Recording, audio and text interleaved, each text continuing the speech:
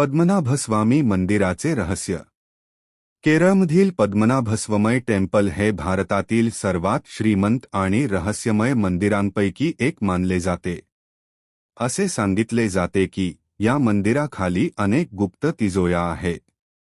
2011 मध्ये सर्वोच्च न्यायालयाच्या आदेशानुसार काही तिजोऱ्या उघडण्यात आल्या. त्यातून सोन्याचे दागिने, हिरे, मौल्यवान रत्ने आणि प्राचीन खजिना सापडला. या खजिन्याची किंमत लाखो कोटी रुपयांपर्यंत असल्याचे मानले जाते.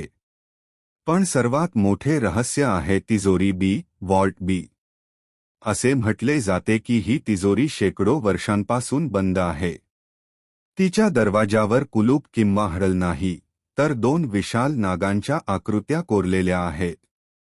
स्थानिक दंतकथेनुसार ही तिजोरी एका प्राचीन मंत्राने बंद करण्यात आली होती. असा समज आहे की योग्य विधीशिवाय ती उघडण्याचा प्रयत्न केला तर मोठे अनर्थ होऊ शकतात. काही लोकांचा विश्वास आहे की तिजोरीच्या मागे अथांग खजिना लपलेला आहे, तर काही जण म्हणतात की तेथे अदृश्य शक्तींचे रक्षण आहे.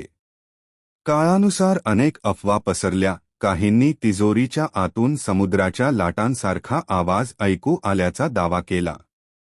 तर काहींचे म्हणणे होते की नागदेवतांचा शाप त्या ठिकाणाचे रक्षण करतो.